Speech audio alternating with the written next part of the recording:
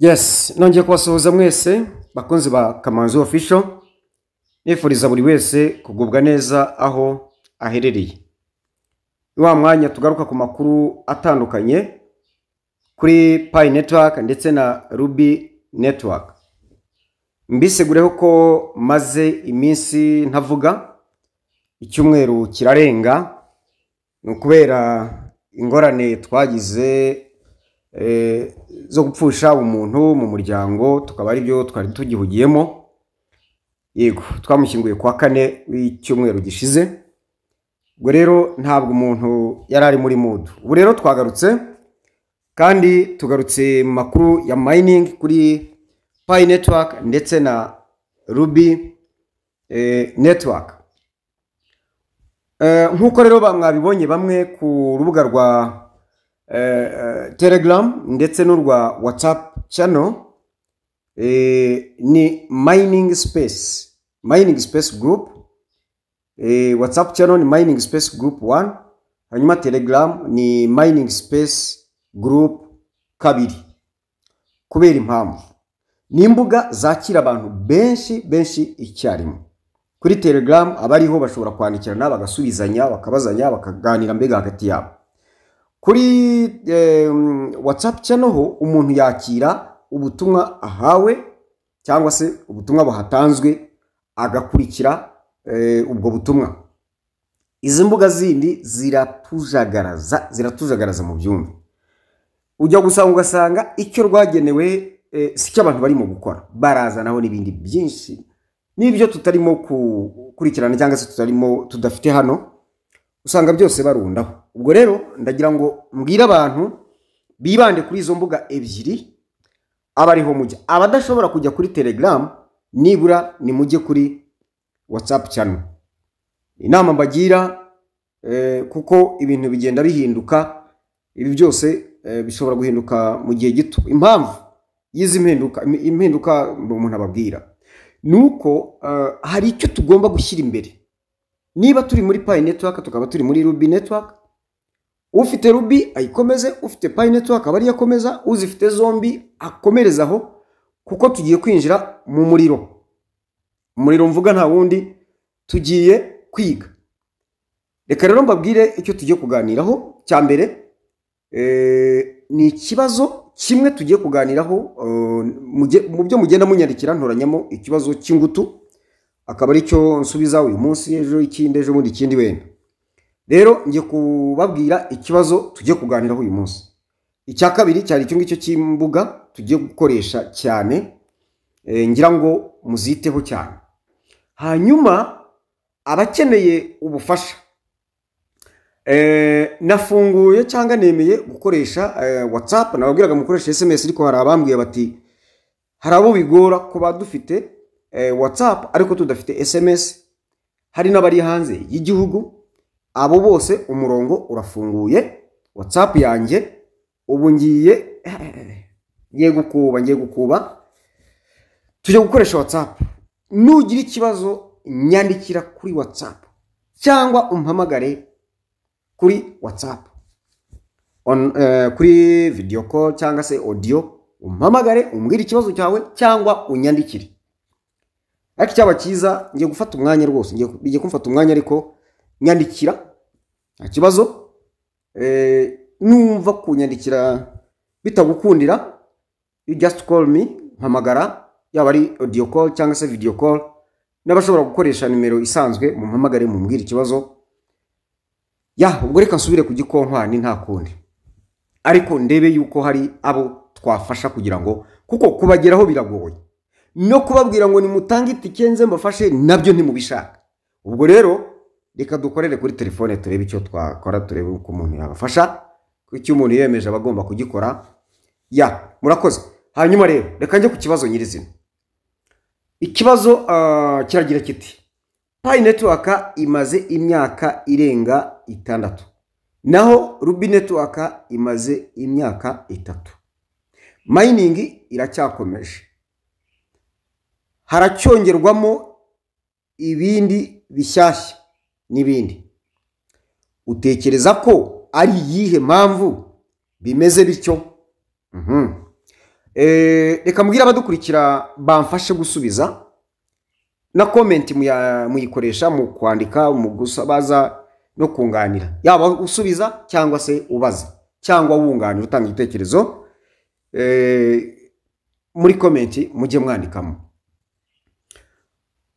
Ndibaza iki kibazo gikuyemo ibibazo bibiri. Mining iracyakomeje kandi haracyongerwamo ibishya. Utekereza ko ibyo biterwa n'iyihe mpamvu?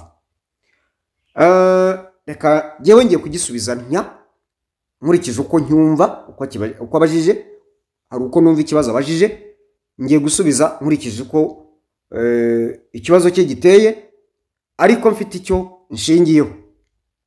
Ndabanza gusubiza ku ruhande rwa Pi Network, then nsubize no ku ruhande rwa Ruby Network. Ku ruhande rwa Pi Network, impamvu ntekereza kuba mining igikomeje hacyongerwamo ibindi kandi mining kandi hashize igihe kirekire, imyaka 6, nuko ariko umushinga wubatse. Umushinga wa Pi Network uteye ku buryo wubakitse ku buryo nta mbogamizi yabaho ku mining bikomeje, kongeramo ibishyashya bikomeje, ndetse bikamara igihe nta mbogamizi irimo, birakorwa byose. Ongeraho n'ikindi ngo no kuyibyaza umusaruro bikomeje kuko barayilonkinze. Nukuvuga ngo Pi yubatse ku buryo ikomatanya ibikorwa ibyo ari byo byose igenewe kwakira abantu abari bo bose igomba kwakira, kongeramo ibikorwa ibyo ari byo byose n'igihe icyo ari cyo cyose, kandi na mining ikaba igikomeje. Niko umushinga wa Pi Network wubatse. Ikindi, umushinga wa Pi Network wubakanye ubwiru bwinshi. Ntibakubwira igihe izahagararira ku mininga, ntibakubwira ko abantu buzuye kandi bamaze igihe nta update. Baheruka kuduha update y'umubare w'abantu ngira ngo mu byo mu kwezi kwa 8 umwaka ushize, aho twarengaga 60,000,000 n'ubu nibyo bicyanditse. Ikindi, ntabwo bakubwira umubare w'ibikorwa bigomba kuzamo ngo tuvuge ngo byaruzuye, baracyabyakira n'ibishyashya kandi bigaragara ko bizakomeza byo. Hanyuma ikindi nuko kuba mining igikomeje, Pi Network hari abajyamo hari n'abavamo, bikaba bigoye kumenya umubare wuzuye cyangwa ntiwuzuye. Ariko je nkaba mbona uburyo uyu mubare ushobora kuzuzura. Igihe cyose Pi Network muzabona ifite umubare wuzuye w'abamaze, ubundi umubare wuzuye ni miliyoni 100 z'abantu, ariko applications cyangwa se companies zigomba kujya muri Pi zo ntabwo zizwi umubare, wavuzwe ntunazwe, kuko hari izitangazwa n'izidatangazwa bitewe n'ubwiru bw'umushinga n'amasezerano bafitanye. Nka za OKX ntabwo twari tuzi ko zifitanye imikoranire na Pi, nazo twigeze tubona kuri list, twabonye bazilistinga ku munsi wo kulaunchinga. Hari wambwiye ngo izo zaziye gusoroma, nje siko mbibona, n'abacuruzi nk'abandi bose nkuko nawe uri muhano. Hanyuma izi companies tutazi umubare n'izindi zizaza, kandi n'abantu tukaba tutaramenya ngo baruzuye cyangwa ntibuzuye. Je mbona yuko aba bantu niho ruzingiye, nibuzura miliyoni 100 ku mininga bizahagarara kuko ari bo ba miners. Ariko kugira ngo buzure, je mbona yuko bazafata imibare yuzuye, ari ya mibare yujuje ibisabwa byose, apana kuzuza umubare w'abantu barindira ko bazuzuza ibisabwa ngo bavuge ngo baruzuye kandi wenda haruri bupfe agahita agenda. Ariko umuntu wapfuye yarujuje ibisabwa, account ye irahari, bona nubwo yaba atarayisigiye abantu be, ariko nka konti basigiye abantu be bazagumya bayikoresha. Ariko konti batasigiye abantu be birumvikana yuko izaba irimo aho ngaho iri pending, ariko payi zirimo.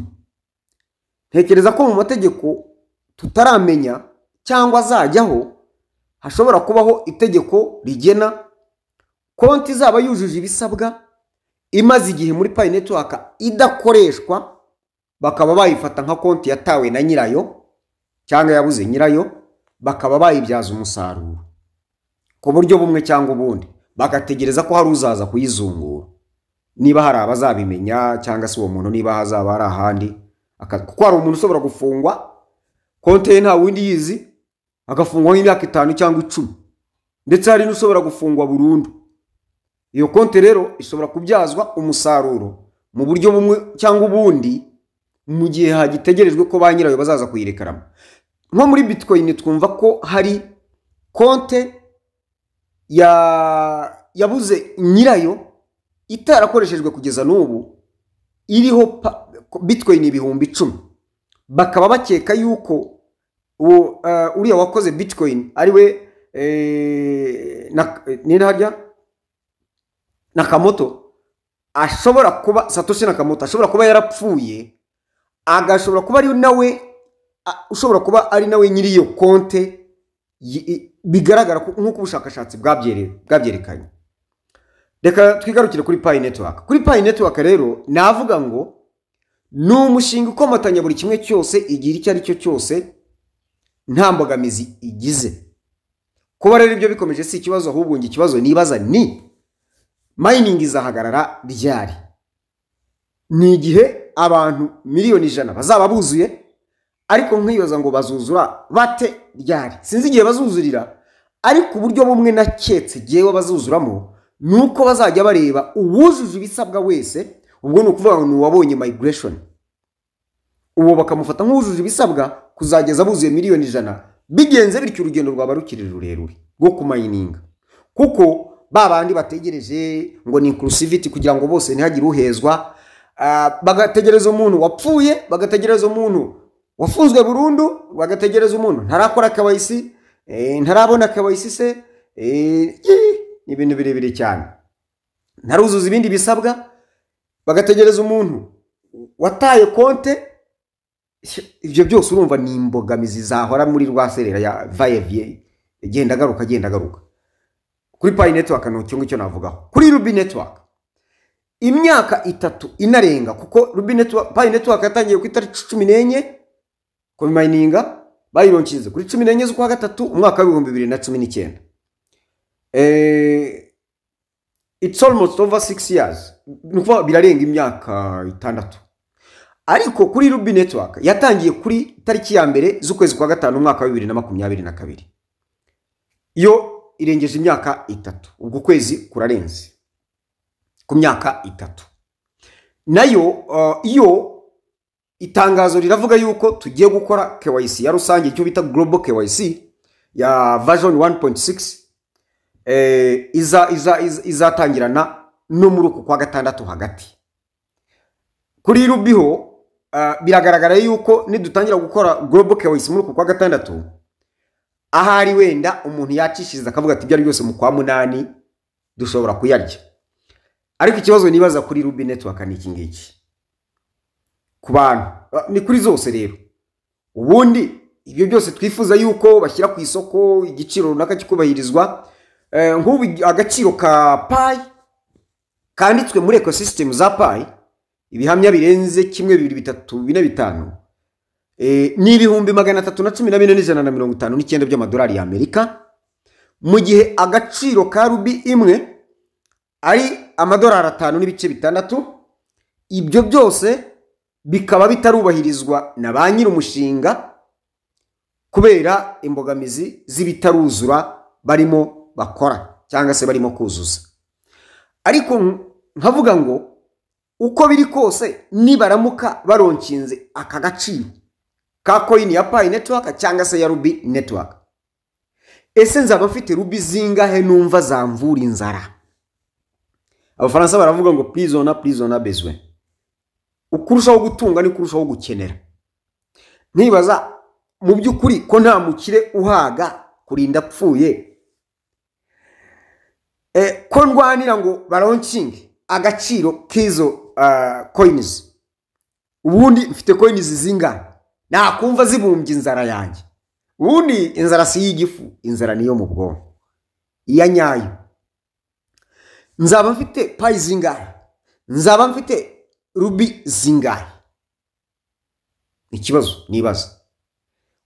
Nsoze rero mbwira buri wese njye inama yuko twe guharanira yuko baroncinga, ahubwo kora akazi wakoraga umunsi ku munsi kugira ngo ubone igiceri cy'ijana. Ubwo ndavuga mu manyarwanda, iwacu dukoresha ijana kuba na mininga Pi Network nka mininga na Ruby bigakunda at the same time ku munsi umwe. Ubwo ni 3,000 ku kwezi. Hano dufite ikigo cy'itumanaho cyitwa Airtel Tigo, niba Tigo kirimo sinibuka neza. Batanga promotion ya pack ya internet y'3,000 ku kwezi, ituma uhamagara ku murongo wa Airtel ndetse no wa MTN, ariko bakaguha gigabyte ya internet ku munsi. Sobora kuyimayiningisha nkayikoresha n'ibindi. Jewe niyo nkoresha kandi nyikoresha neza, ariko ubu musigaye nyifatanya ni ya MTN kubera ko hari igihe bimwe bikwama nkashyiraho indi cyangwa si mwishira nkakoresha indi. Nk'ubu deja bitewe n'ibyo mba niga, nk'ubu ya Tigo muri iki gitondo ubu tuvugana kuri saa moya na saa 2:03 deja imaze kunyereka ko ishize. Rero ndakoresha MTN. Urumva ntimpaza nguzi imwe gusa yakwamye, urumva byasaba gukurinda ndazigura zombi kugira ngo iyi ni kwamba nkoreshe, kuko zimaze igihe zizamo ibibazo. Ubwo rero si blaming iyi ngiyi cyangwa iyi, ahubwo ndazikoresha zose kugira ngo imwe nigira ikibazo, nigira stuck nkoresha iyindi. Ubwo ni uburyo bwanjye bwo kugira ngo nkore akazi kanjye neza, bashyikiriza amakuru nkore n'ibindi. Ko mba ntara amakuru n'ahandi mbajya no kuzindi mbuga just. Rero ibi ngibi ubikoze igiceri cy'ijana kikumayiningirizo zose, ari kuba winjije amafaranga menshi igihe agaciro mba mbarira mu gihe agaciro ka buri imwe kazaba kagezweho. Niho mbambara ngo dore ijana icyo ryabyaraga ku munsi.